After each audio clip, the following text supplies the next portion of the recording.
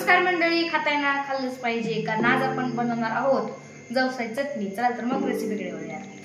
सर्वप्रथम आपल्याला मिक्सरच्या भांड्यात लसूण, चवीनुसार मीठ,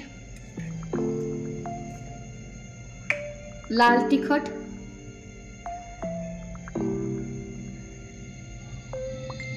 आणि भाजलेले जवस आता हे आपण ग्राइंड करून घेऊया। तर आता आपली जवसाची चटणी तयार आहे। तर जवस खाल्ल्यामुळे आपल्या शरीरातलं कोलेस्ट्रॉल नियंत्रणात राहतं। आता आपली चटणी चाखून पाहूयात आपण।